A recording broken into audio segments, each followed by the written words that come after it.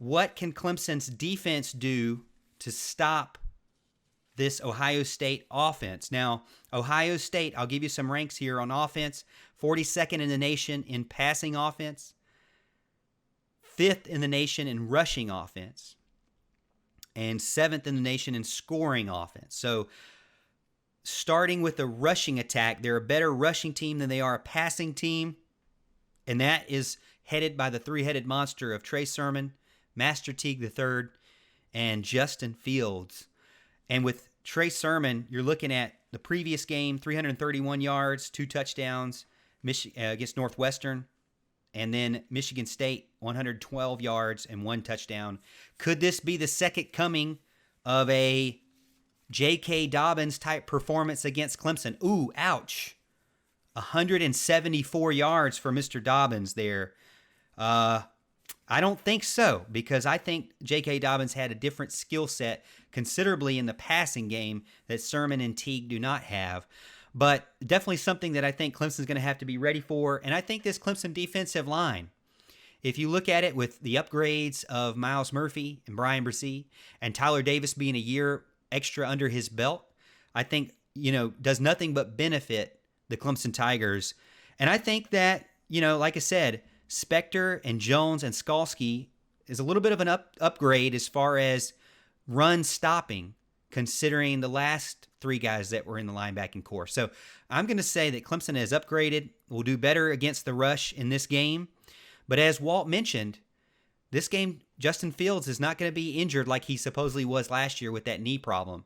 So what are your guys' thoughts? Do you start with stopping and shutting down the run and then everything else falls apart? Because that's what I think you got to do. I think they're so strong in the running game, you got to give that its due. Yeah, without a doubt. I think they're going to do something very similar to what they did with Notre Dame. And that's, contain Fields. You don't want Fields getting out and beating you with his legs. That's something you don't want. That's something Ian Book did with us, the first time we played Notre Dame. A lot of that was due to the fact that the players we had missing, of course. But they're gonna want to get a push just enough to rattle him and make him get the ball off, but they're not going to want him to run and escape that pocket. So I think they're going to stop the run game, bring the linebackers in, blitz the linebackers like Venables always does. Similar thing. We're going to want him to look through at those players, the Garrett Wilsons of the world, the Olaves of the world, and say, hey, can I fit it in that window? We want Fields to be jarred back there. We want him to be confused. We want him to wonder just for a split second, can I fit it in that window or can I? And hopefully by that time, he's got too much pressure on him. Maybe he's on the ground. But they're going to want to put it on Fields and his arm for sure. I'll say this.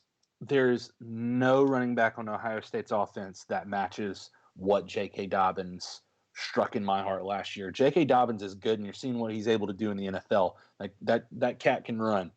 And look, Master Teague's good, but you saw last year when J.K. Dobbins was taken off the field, Master Teague could not match the output that J.K. Dobbins did. And then you're going to tell me Trey Sermon, a backup running back who could not beat Kennedy Brooks at Oklahoma, okay, is going to come in and run for 300, 200 yards on a Brent Venables defense. I have a hard time believing that. Now, they'll have moments where they're able to spring a run or, maybe Justin Fields is able to break contain.